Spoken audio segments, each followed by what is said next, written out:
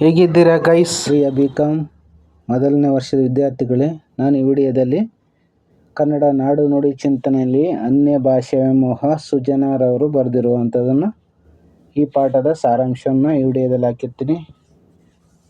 ಅದಕ್ಕಿಂತ ಮುನ್ನ ನಮ್ಮ ಯೂಟ್ಯೂಬ್ ಚಾನಲ್ ವಿಜು ಸ್ಮಾರ್ಟ್ 19ನ ಸಬ್ಸ್ಕ್ರೈಬ್ ಮಾಡ್ಕೊಳ್ಳಿ.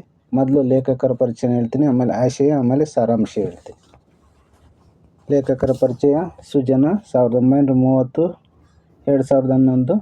ಸುಜನ ಕಾವ್ಯನಾಮದಿಂದ ಪ್ರಸಿದ್ಧರಾದವರು ಎಸ್. ನಾರಾಯಣ ಶೆಟ್ಟರು. ಮಂಗಳಾರತಿ, ನಾಣ್ಯಯಾತ್ರೆ, ಇಬ್ಬನಿ, ಆರತಿ ಮುಂತಾದ ಕವನ ಸಂಕಲನಗಳನ್ನು ಬರೆದ ಸುಜನ ಅವರು ಯುಗಸಂಧಿ ಹಾಗೂ ಸಂಮೋಹನ ಎಂಬ ಮಹಾಕಾವ್ಯಗಳನ್ನು ಬರೆದಿದ್ದಾರೆ. ಹಾಗೆಯೇ ಹೃದಯ ಸಂವಾದ, ಪರಂಪರೆ ಮತ್ತು ಕುವೆಂಪು, ಪೋತಿನ ಸಾಹಿತ್ಯದ ಕೆಲವು ಒಳಹುಗಳು, ಸಂಮೋಹನ ಮುಂತಾದ ವಿಮರ್ಶಾ ಕೃತಿಗಳನ್ನು ಬರೆದಿದ್ದಾರೆ. ಇವರ ಸಾಹಿತ್ಯ ಸೇವೆಗೆ ಕರ್ನಾಟಕ ಸಾಹಿತ್ಯ ಅಕಾಡೆಮಿ ಪುಸ್ತಕ ಪ್ರಶಸ್ತಿ, ವರ್ಧಮಾನ ಪ್ರಶಸ್ತಿ, ಕರ್ನಾಟಕ ರಾಜ್ಯೋತ್ಸವ ಪ್ರಶಸ್ತಿ, ದೇವರಾಜ ಅರಸು ಪ್ರಶಸ್ತಿ ಸಂದಿವೆ. ಇವರ ಯುಗಸಂಧಿಯ ಮಹಾಕಾವ್ಯಕ್ಕೆ ಕೇಂದ್ರ ಸಾಹಿತ್ಯ ಅಕಾಡೆಮಿ ಪ್ರಶಸ್ತಿಯೂ ಕೂಡ ದೊರಕಿದೆ. ಶ್ರೀಯುತರಿಗೆ ಕರ್ನಾಟಕ ರಾಜ್ಯ ಮುಕ್ತ ವಿಶ್ವವಿದ್ಯಾನಿಲಯ ಗೌರವ ಡಿ.ಲಿಟ್ ಪದವಿ ನೀಡಿ ಗೌರವಿಸಿದೆ. ಆಶಯಕರನ್ನು ಅನ್ಯ ಭಾಷೆ ವ್ಯಾಮೋಹ: ಜಾಗತೀಕರಣ ಅಂದರೆ ಗ್ಲೋಬಲೈಸೇಷನ್ ಮತ್ತು ಖಾಸಗೀಕರಣ ಅಂದರೆ ಪ್ರೈವೇಟಿಸಮ್ ಸ್ಥಳೀಯ ಬದುಕು ಮತ್ತು ಸಂಸ್ಕೃತಿಗಳ ಮೇಲೆ ಬೀರಿರುವ ಪರಿಣಾಮ ಅಷ್ಟಿಷ್ಟಲ್ಲ. ಸ್ಥಳೀಯ ಭಾಷೆಗಳು ತಮ್ಮ ಅಸ್ತಿತ್ವವನ್ನು ಉಳಿಸಿಕೊಳ್ಳುವುದೇ ಕಷ್ಟ ಎಂಬಂಥ ಸ್ಥಿತಿಗೆ ಬಂದು ನಿಂತಿವೆ. ಕನ್ನಡ ಭಾಷೆಯ ಬಗ್ಗೆ ಹೇಳುವುದಾದರೆ, ಕನ್ನಡವನ್ನು ಚೆನ್ನಾಗಿವಲ್ಲ, ಕನ್ನಡಿಗರೇ ಕನ್ನಡವನ್ನು ಹೆಚ್ಚಾಗಿ ಬಳಸುತ್ತಿಲ್ಲ. ಇಂದಿನ ಮಕ್ಕಳಿಗೆ ಕನ್ನಡವನ್ನು ಸರಿಯಾಗಿ ಓದಲು ಬರೆಯಲು ಬರುತ್ತಿಲ್ಲ. ಇದಕ್ಕೆಲ್ಲ ಕಾರಣ ನಮ್ಮ ಭಾಷೆಯು ಹೊಂದಿರುವ ಮಹತ್ವವನ್ನು ಅರಿಯದೇ ಇರುವುದು ಮತ್ತು ಪರಭಾಷಾ ವ್ಯಾಮೋಹವನ್ನು ಅತಿಯಾಗಿ ಹೊಂದಿರುವುದು. ಮಾತೃಭಾಷೆಯ ಮಹತ್ವವನ್ನು ನಮ್ಮ ಸಾಹಿತಿಗಳು, ಚಿಂತಕರು ಹಿಂದಿನಿಂದಲೇ ತಿಳಿಸುತ್ತಾ ಬಂದಿದ್ದಾರೆ. ಮಾತೃಭಾಷೆಯಲ್ಲಿ ಅಧ್ಯಯನ ಮಾಡಿ IAS, KAS ಅಧಿಕಾರಿಗಳಾಗಿರುವವರು ಸಾಕಷ್ಟಿದ್ದಾರೆ. ಆದುದರಿಂದ ಮೊದಲು ಮಾತೃಭಾಷೆಯಲ್ಲೇ ಪ್ರಾವೀಣ್ಯತೆ ಪಡೆದು ನಂತರ ಅನ್ಯ ಭಾಷೆಗಳನ್ನು ಕಲಿಯೋಣ ಎಂಬ ಅರಿವು ನಮ್ಮಲ್ಲಿ ಬರಬೇಕು. ಇಂಥ ಕ್ರಮವನ್ನು ಉದ್ದೀಪಿಸುವ ಉದ್ದೇಶದಿಂದ ಇಲ್ಲಿನ ಒಂದು ಲೇಖನ ಅಂದರೆ ಪಠ್ಯವನ್ನು ನಿಮಗೆಲ್ಲ ಇಡಲಾಗಿದೆ. ಸಾರಾಂಶ ಪುರಾಣ ನೀವು ಟೆಕ್ಸ್ಟ್ ಬುಕ್ಕನ್ನು ಓದ್ಕೊಂಡು ಸಾರಾಂಶನ ಲಿಸನ್ ಮಾಡಿ ಯೂಟ್ಯೂಬಲ್ಲಿ. ಅದಕ್ಕಿಂತ ಮುನ್ನ ನಮ್ಮ ಯೂಟ್ಯೂಬ್ ಚಾನಲ್ನ ಸಬ್ಸ್ಕ್ರೈಬ್ ಮಾಡ್ಕೊಳ್ಳಿ. Dear guys, dear students. ಸಾರಾಂಶ: ರಷ್ಯನ್ ಕಾದಂಬರಿಕಾರನಾದ ದಾಸ್ತಾವೆಸ್ಕಿ 100 ವರ್ಷದ ಹಿಂದೆ ತನ್ನ ದಿನಚರಿಯಲ್ಲಿ ತನ್ನ ಭಾಷೆಯ ದಾರುಣ ಸ್ಥಿತಿ ಕುರಿತು ಭಾಷೆ ಎನ್ನುವುದು ಒಂದು ಜನತೆಯ ನುಡಿ ಮಾತ್ರವಲ್ಲ, ಆ ನುಡಿಯನ್ನು ಆಡುವ ಜನತೆ ಎಂದು ಮನೋಜ್ಞವಾಗಿ ಬರೆಯುತ್ತಾನೆ. ಜನ ಮತ್ತು ಭಾಷೆ ಅವಿಭಾಜ್ಯವಾಗಿದೆ. ಕನ್ನಡ, ಇಂಗ್ಲಿಷ್, ಹಿಂದಿ ಭಾಷೆಗಳ ಪ್ರಭುತ್ವದಲ್ಲಿ ಬಳಲುತ್ತಿರುವಂತೆ ಹಿಂದೆ ಸಂಸ್ಕೃತ, ಪ್ರಾಕೃತ ಭಾಷೆಗಳಿಂದ ತೊಲಲಾಡುತ್ತಿತ್ತು. ಆಮೇಲೆ ಬಂದ ಪಾರಸಿ, ಅರಬಿಕ್, ಉರ್ದು ಭಾಷೆಗಳ ಸಂಪರ್ಕದಿಂದ ತನ್ನ ಸಹಜ ಸಿರಿಯನ್ನು ಕಳೆದುಕೊಳ್ಳುತ್ತಾ ಬಂದಿತು. ಅನ್ಯ ಭಾಷೆಯವರು ನಮ್ಮನ್ನು ಆಳಲು ಪ್ರಾರಂಭಿಸಿದಾಗ ಸಹಜವಾಗಿಯೇ ನಮ್ಮ ಆಡಳಿತದಲ್ಲಿ, ಇತರ ವ್ಯವಹಾರಗಳಲ್ಲಿ ತಮ್ಮ ಭಾಷೆಯನ್ನು ಬಳಸುತ್ತಾರೆ. ನಮ್ಮ ಕಣ್ಣು ಕೋರೈಸಿ ನಮ್ಮದನ್ನು ನಮಗಾಗಿ ಮಾಸಲಾಗಿ ಕಾಣುವಂತೆ ಮಾಡುತ್ತಾರೆ. ತಮ್ಮ ನುಡಿಗಟ್ಟಿನ ನಡಾವಳಿಗಳು ಕನ್ನಡವನ್ನು ನಮಗಿಟ್ಟು, ಕನ್ನಡವನ್ನು ನಮಗಿಟ್ಟು ನಮ್ಮ ಇಳ್ಳುಗಣ್ಣನ್ನು ಗುಣಪಡಿಸಿಕೊಳ್ಳುವಂತೆ ಮಾಡುತ್ತಾರೆ. ಆಳುವವರ ನುಡಿ ಚಲಾವಣೆಗೆ ಬರುತ್ತಾ ನಮ್ಮ ನುಡಿ ಚಲಾವಣೆ ತಪ್ಪುತ್ತದೆ. ಸಂಸ್ಕೃತಕ್ಕಿಂತಲೂ ಭಿನ್ನವಾದ ಭಾಷಾ ಮೂಲದಿಂದ ಹುಟ್ಟಿಕೊಂಡ ಕನ್ನಡ ತನ್ನ ದಿನನಿತ್ಯದ ಅಗತ್ಯಗಳಿಗೆ, ವಿಶೇಷ ಅಗತ್ಯಗಳಿಗೂ ಬೇಕಾದ ನುಡಿಗಳನ್ನು ತುಂಬ ಸುಂದರವಾಗಿ ಪಡೆದುಕೊಂಡಿತು. ಕನ್ನಡ ದೇಸಿ ಪದಗಳು ದೇಶಿಗೆ ಜನರನ್ನು ಆಶ್ರಯಿಸಿ ಬದುಕಬೇಕಾಯಿತು. ನಮ್ಮವರೇ ನಮ್ಮ ನುಡಿಯನ್ನು ಬಿಸಾಡುತ್ತಾ ಬಂದರು, ಬಿಡುತ್ತಾ ಬರ್ತಾರೆ. ಬಿಸಾಡುತ್ತಲೂ ಆಗ್ಬೋದು, ಬಿಡುತ್ತಲೂ ಆಗೋದು, ಬಿಡುತ್ತಾ ಬಂದರು. ಕನ್ನಡದ ದಿಕ್ಕು ಸೂಚಿಸುವ ಪದಗಳು ಸಂಸ್ಕೃತ ಪದಗಳ ಮುಂದೆ ಕಾಲೂರಿದವು. ಭಾವ ಸಂಬಂಧಿ ಪದಗಳು ಕೈತಪ್ಪಿ ಅನ್ಯ ಭಾಷೆಯ ಪದಗಳಂತೆ ತೋರತೊಡಗಿದವು. ಮದುವೆ, ಲಗ್ನ ಎಂದು ಹೇಳಹೊರಟು ಮದುವೆ, ನಗ್ನ ಎಂದು ಹೇಳುವ ಜನರು ಹುಟ್ಟಿಕೊಂಡರು. ಬಟ್ಟಲು ಚೌಕವಾಗಿ ಕಪ್ಲೋಟ, ಟವೆಲ್ ಚೌಕ ಬಂದವು. ಈ ಸ್ಥಿತಿ ಪಂಪನ ಕಾಲದಲ್ಲಿ ಇತ್ತೆಂದು ಆಶ್ಚರ್ಯವೇನೂ ಇಲ್ಲ. ಪಣ್ ಫಲ ಎಂಬ ಮಾತನ್ನು ಪಂಪ ಬಳಸಿದ್ದಾನೆ. ಪಣ್ ಎಂದರೆ ಕಡಿಮೆ ಎನ್ನುವ ಭಾವದಿಂದಲೇ ಸಂಸ್ಕೃತದ ಫಲವನ್ನು ಕೂಡಿಸಿ ಹೇಳುವ ಪದ್ಧತಿ ಆಗಲೇ ಇದ್ದಿತು. ಬಸವಣ್ಣನವರ ವಚನದಲ್ಲಿ ತರುಮರ ಎನ್ನುವ ಸಂಸ್ಕೃತ ಕನ್ನಡ ಕೂಡಾವಳಿಯಾಗಿದೆ. ಈ ಕೀಳರಿಮೆ ಇಷ್ಟಕ್ಕೆ ನಿಲ್ಲಲಿಲ್ಲ.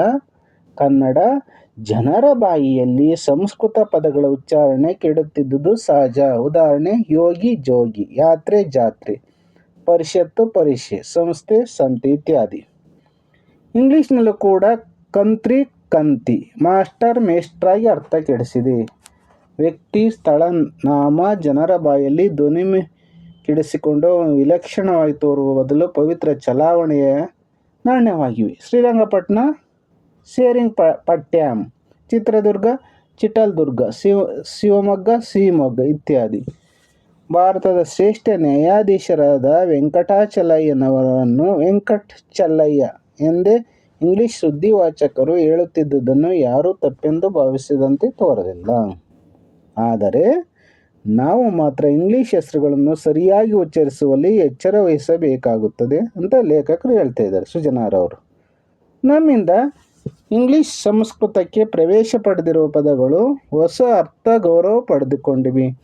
ನೀರು ಎಂದು ಹೇಳಿದರೆ ಕಡಿಮೆ ಎಂದು ತೀರ್ಥ ಎನ್ನುತ್ತಾರೆ. ಆದರೆ ನೀರು ಎನ್ನುವ ಕನ್ನಡ ಪದ ಸಂಸ್ಕೃತಗೊಂಡಾಗ ಸಂಯುಕ್ತ ಪದಗಳಲ್ಲಿ ಬಳಕೆಯಾಗಿ ಗೌರವ ಪಡೆಯಿತು.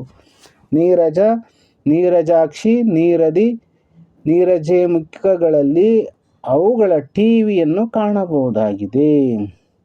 ಇಂಥ ವಾತಾವರಣದಲ್ಲಿ ಕನ್ನಡ ಕೀಳರಿಮೆ, ಕಳಚಿ ಎಸೆಯುವುದು ಬಿಟ್ಟರೆ ಕನ್ನಡಕ್ಕೆ ಬೇರೆ ಯಾವ ದಾರಿ ಇದೆ? ತಮಿಳು ಜನರು ಅತಿ ಎನಿಸುವಷ್ಟು ತಮಿಳು ಪದಗಳನ್ನು ಬಳಸುತ್ತಾರೆ. ಆಕಾಶವಾಣಿ ಎಂಬ ಪದ ಬಳಸದೆ ವಾನುಲೈ ಎನ್ನುತ್ತಾರೆ. ನಾವು ನಮ್ಮ ಮಾತನ್ನು ಗುಡಿಸಿ ಹಾಕಿ ಹಿಂದಿ, ಇಂಗ್ಲಿಷ್ ಪದ ತಂದು ಪೂಜಿಸುತ್ತೇವೆ.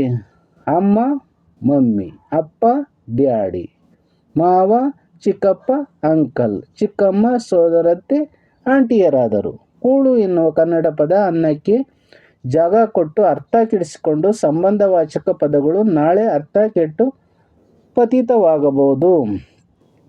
ಕನ್ನಡದಂಥ ವಿಪುಲ ಸಂಪನ್ನ ಪ್ರಾಚೀನ ಭಾಷೆಗೆ ಮುಸುಕಿರುವ ಮಂಕು ಈ ನುಡಿಯ ಜನರ ಕೀಳರಿಮೆಯಿಂದ ಬಂದುದಾಗಿದೆ. 1000 ವರ್ಷಕ್ಕೂ ಹಿಂದೆ ಪಂಪನಂಥ ಧೀಮಂತ ಪ್ರತಿಭಾವಂತ ಮಹಾಕವಿ ಸವ್ಯಸಾಚಿಯಾಗಿ ಸಂಸ್ಕೃತ ಕನ್ನಡಗಳೆರಡರಲ್ಲೂ ಪ್ರಭುತ್ವ ಗಳಿಸಿಕೊಂಡು ಎರಡೂ ಮಾರ್ಗಗಳನ್ನು ಕೂಡಿಸಿ ಹೆದ್ದಾರಿ ನಿರ್ಮಿಸಿದನು. ಅವನಿಂದಾಗಿ ಕನ್ನಡ ಭಾಷೆ ಮಹಾಕಾವ್ಯದ ತಾಯಿಯಾಯಿತು. ವಚನಕಾರರು ಬಂದು ನಿಜ ಕನ್ನಡದಲ್ಲಿ ಆಳವನ್ನು ಅತಿಶಯವಾಗಿ ಸಾಧಿಸಿದರು.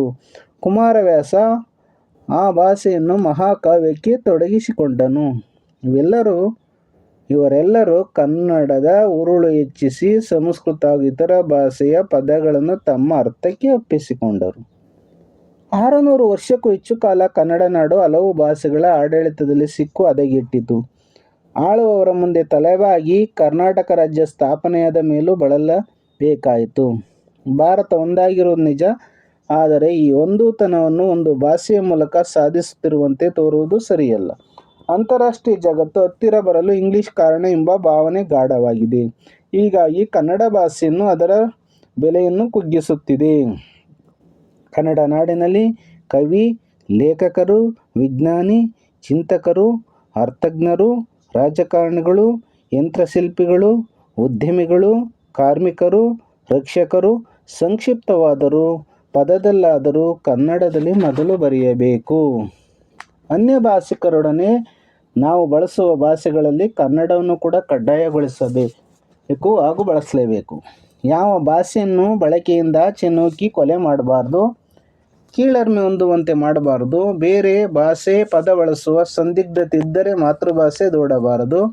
ಮೇಲುನೋಟಕ್ಕೆ ಮರೆಯಂತಾದರೂ ಬರವಣಿಗೆಯಲ್ಲಿ ಆ ಪದಗಳ ಬಳಕೆ ಚಲಾವಣೆ ಆಗಬೇಕು. ಕನ್ನಡದಲ್ಲಿ ಸತ್ವಶಾಲಿಗಳು ಕನ್ನಡ ನೆಲದಿಂದ ಬಂದು ತಮ್ಮ ಉರುಳನ್ನು ಬರಹದ ರೂಪದಲ್ಲೇ ಕನ್ನಡದಲ್ಲೇ ಕೊಡಬೇಕು. ಗಾಂಧೀಜಿಯವರ ಆತ್ಮಕಥೆ ಇಂಗ್ಲಿಷ್ನಲ್ಲಿ ಪರಿಚಯಗೊಂಡರು. ಅವರು ಅದನ್ನು ಬರೆದದ್ದು ಗುಜರಾತಿ ಭಾಷೆಯಲ್ಲಿ. ಅದರ ಅನುವಾದವನ್ನು ಮಹಾದೇವ ದೇಸಾಯಿ ಅವರು ಮಾಡಿದರು. ರವೀಂದ್ರರು ಮೊದಲ ಕಾವ್ಯ ಬರೆದದ್ದು ಬಂಗಾಲಿಯಲ್ಲಿ. ಯಹೂದಿಗಳು 2ನೇ ಮಹಾಯುದ್ಧದ ನಂತರ ನಾಡು ಕಟ್ಟಿ ಸರ್ಕಾರ ರಚಿಸಿ ಮೊದಲು ಮಾಡಿದ್ದು ಇಸ್ರೇಲ್ ರಾಷ್ಟ್ರ ಭಾಷೆ ಮತ್ತು ಸಂಸ್ಕೃತಿಯನ್ನು ಮೊದಲು ಒಗ್ಗೂಡಿಸಿದ್ದು. 100 ವರ್ಷಗಳ ಹಿಂದೆ ಫ್ರೆಂಚ್ ಭಾಷೆ ಪ್ರಾಬಲ್ಯದಿಂದ ಕಳೆಗಟ್ಟಿದ್ದ ರಷ್ಯನ್ ಭಾಷೆಯನ್ನು ಟಾಲ್ಸ್ಟಾಯ್ ಮೊದಲಾದ ಲೇಖಕರು, ಲೆನಿನ್ ಮಹಾನಾಯಕರು ಜಾಗತಿಕ ಭಾಷೆಯನ್ನಾಗಿಸಿದರು. ನಮ್ಮ ನುಡಿಯ ನಾಡಿನ ತಿರುಳನ್ನು ಉರುಳನ್ನು ಕಂಡುಕೊಂಡು ಅವರಿಂದ ಕಳೆಗೂಡಿ ಬಾಳುವುದನ್ನು ನಾವು ಇನ್ನಾದರೂ ಕಲಿಯಬೇಕು. ಇತರೆ ಭಾಷೆ ಪ್ರೀತಿಸಿ ಅವುಗಳಿಂದ ಉರುಳನ್ನು ಪಡೆಯುತ್ತಾ ಈ ಸಾಧನೆ ನಾವು ಮಾಡಬಹುದು. ನಾವು ನಮ್ಮ ಭಾಷೆಯ ಒಳಹನ್ನು ಕೊಡು ಕಾಣಬಾರದು. ತಮಿಳರು ತಮ್ಮ ಆಳ್ವಾರರ ಹಾಗೂ ಶಿವಪುರಾತನರ ಪಾಶುರಗಳನ್ನು ತೇವಾರಗಳನ್ನು ದೇವಾಲಯಗಳಲ್ಲಿ ವೇದ ಮಂತ್ರಗಳಿಗಿಂತ ಹೆಚ್ಚಾಗಿ ಸಮಸಮ ಆಡುವ ಮೂಲಕ ಕಳೆಗೊಳ್ಳುತ್ತಾರೆ. ನಮ್ಮ ಶರಣರ ಸುಳ್ನುಡಿಗಳಾದ ವಚನಗಳಿಗೆ ನಮ್ಮ ದೇವಾಲಯ ಮಠಗಳಲ್ಲಿ ಯಾವ ಸ್ಥಾನವಿದೆ ಎನ್ನುವುದು ಎಲ್ಲರಿಗೂ ಗೊತ್ತು. ನಮ್ಮ ಸತ್ವಕ್ಕೆ ಈಗಾಗಲೇ ತಕ್ಕಷ್ಟು ತುಕ್ಕು ಹಿಡಿದಿದೆ. ಅದನ್ನು ಉಜ್ಜಿ ತೆಗೆಯದೆ ಕಾವೂಡಿ ನೀರೂಡಿ ಉಕ್ಕುಗೊಳಿಸದಿದ್ದರೆ ನಮ್ಮ ಒಳಸತ್ವವೆಲ್ಲ ಮಣ್ಣು ಪಾಲಾಗಲು ಎಡೆಗೊಟ್ಟಂತೆ ಆಗುತ್ತದೆ. ಆತ್ಮಹತ್ಯಾಕಾರಿಯಾದ ಕೀಳರಿಮೆಯನ್ನು ಇನ್ನಾದರೂ ನಾವು ಒಗಿದೆಸೆಯಬೇಕು ಅಂತ ಹೇಳ್ತಾ ಇದ್ದಾರೆ. ಇಲ್ಲಿಗೆ ಅನ್ಯ ಭಾಷೆ ವ್ಯಾಮೋಹ ಪಾಠದ ಸಾರಾಂಶ ಅನ್ನು ಮುಗಿಸ್ತಾ ಇದ್ದೀನಿ. ಇದು ಸುಜನಾರವರು ಬರೆದಿರುವಂಥದ್ದು. ಈ ವಿಡಿಯೋಕ್ಕೆ ಒಂದು ಲೈಕ್ ಕೊಡಿ ವಿದ್ಯಾರ್ಥಿಗಳೇ, ಕಮೆಂಟ್ ಮಾಡಿ, ಶೇರ್ ಮಾಡಿ, ಹಾಗೂ ದಯವಿಟ್ಟು ನಮ್ಮ ಯೂಟ್ಯೂಬ್ ಚಾನಲ್ನ ಸಬ್ಸ್ಕ್ರೈಬ್ ಮಾಡ್ಕೊಂಡು ನಮಗೆ ಪ್ರೋತ್ಸಾಹ ಕೊಡಿ ಅಂತ ಕೇಳ್ಕೊತೀನಿ. ಎಲ್ಲರಿಗೂ ಒಳ್ಳೆಯದಾಗಲಿ. ಇದರ ಅಭ್ಯಾಸ ಪ್ರಶ್ನೆಗಳನ್ನು ಮುಂದಿನ ವಿಡಿಯೋದಲ್ಲಿ ಹಾಕ್ತೀನಿ, ಹಾಗೂ ಇದರ